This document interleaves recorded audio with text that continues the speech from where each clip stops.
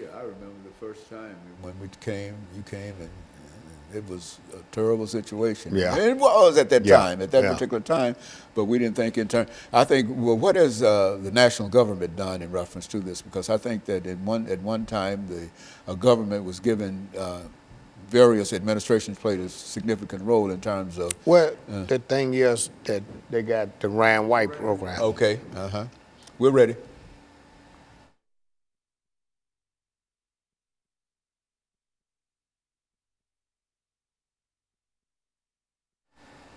Thank you and welcome back to the second segment of the show for today.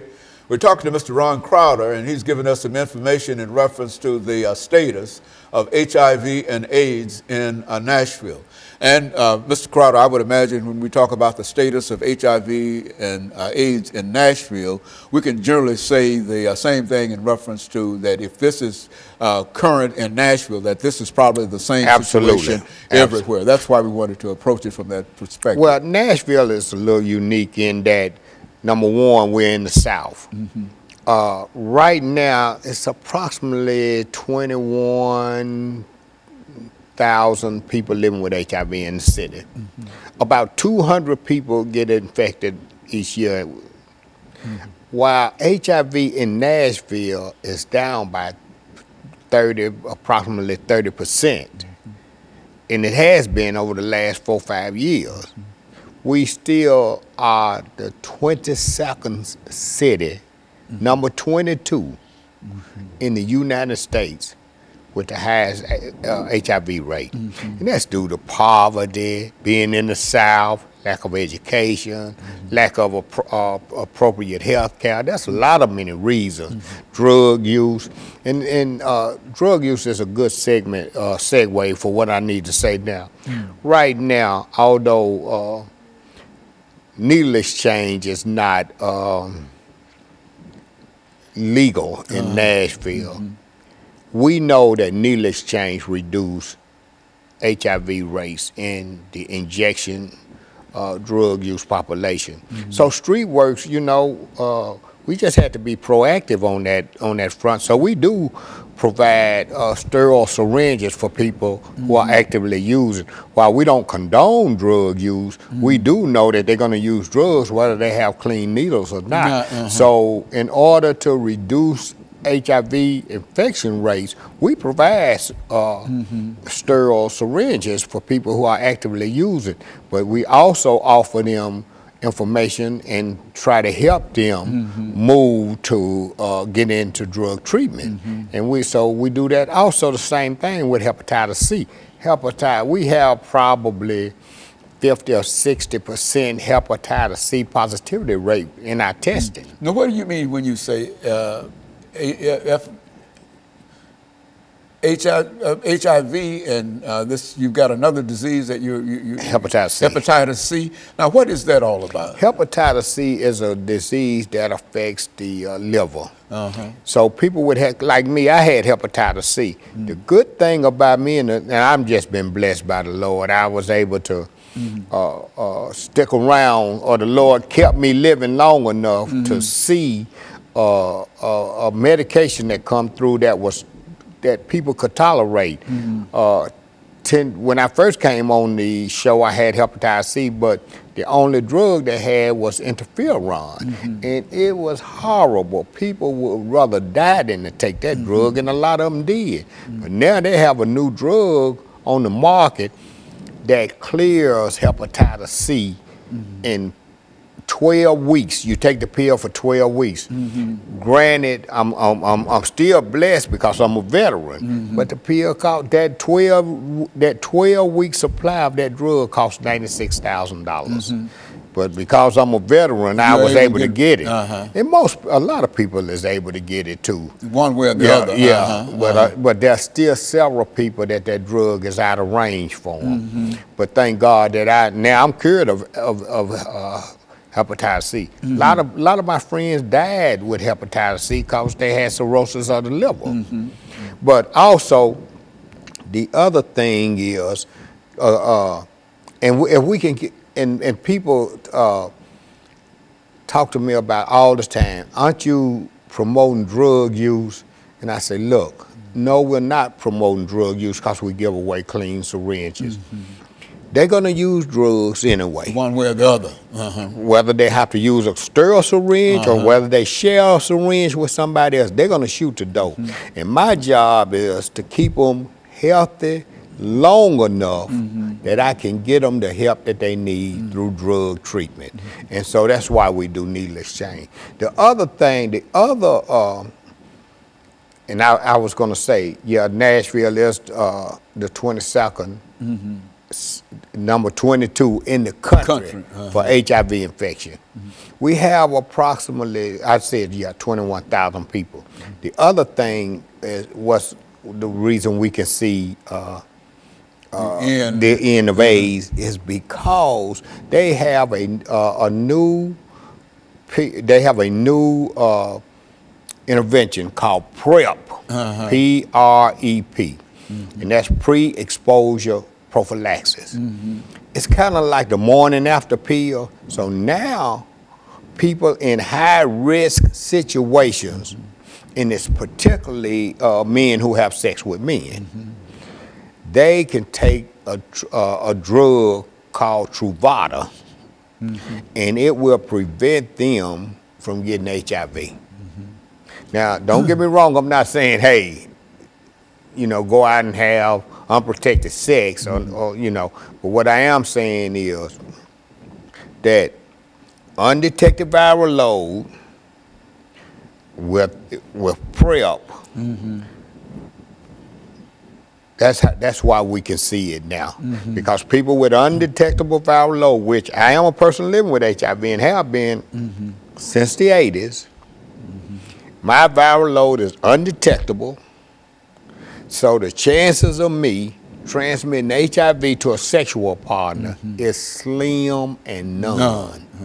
And when I say slim and none, they done studies, and there's been no seroconversion among discordant couples. That means one positive, one negative couple with undetectable viral load. And it's strange that on my way here today to do this show, they was talking about organ donation of people who are HIV positive. This is how we know HIV, the end of AIDS is near, because now HIV positive person can donate an organ.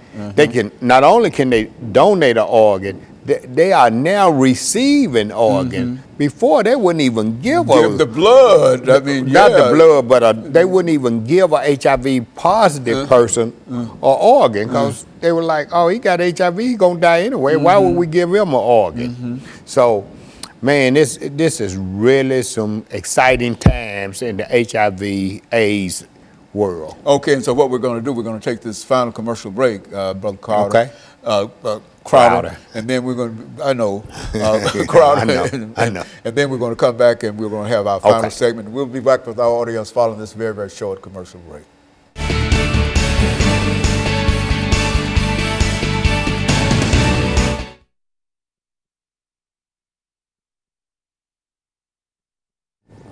All of the conversations that we had with it, you used to be moaning and groaning in reference to it, and telling people this and whatever, and et cetera. And then you come in and announce today that we're moving toward within the next few years. And, I thought it was an eternal kind of thing. It was. It was then. It was. At that time, sure it was. The only hope was to try to live as long as we could. That's right. But now, Well, Okay.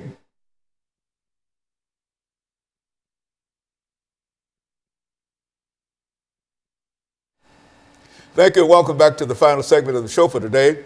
We're talking to Mr. Ron Crowder, and he's given us some information in reference to the status of HIV and AIDS in Nashville. And I think I must say up front, Mr. Crowder, that the information that you have reported today is very, very positive and well hoped for information, because I can remember when you came to me and dealing with the same kind of situation, and it was moaning and groaning, not only in reference to what happened in Nashville, but all over the world in a real sense. And now you're telling us that there's a possibility that we might see the end of AIDS within the next half decade or so. Yes. Go on, talk about it from that perspective. Yeah, Dr. Haney, you're right. You're absolutely right. We're very optimistic that the end of AIDS will occur within the next 5 to 10 years. We're very optimistic. That's not to say that people still shouldn't take the same precautions as they have taken before. While the optimism is good, there is some things that I'm gonna tell you that's not so good. For example, HIV is still disproportionately affects people of color. People of color who get HIV seem to get sicker quicker, and they die sooner. Now, amongst men who have sex with men, the infection rate is out the roof. I mean, the CDC has given statistics that says 1 in 2, that's 50%, man, of men who have, particularly African American men. This is African American men, young African American men will get 1 in 2 will be infected with HIV. Now, Nashville Cares, Street Works, and Neighborhood Health received a grant from the CDC in the amount of $3.8 million over the next 5 years to combat HIV in the young MSM, the young black MSM community. What we plan to do with that grant is to create a one-stop shop for MSMs where they can come and receive all of their services under one roof. So we are in a collaboration to make that happen. We've not yet solidified the space, but we're in negotiation. Well, Nashville Cares is in negotiation with a realtor now to secure the space. But we just started our 2nd year of this grant, and it's going well. So again, like I say, it's some exciting times now.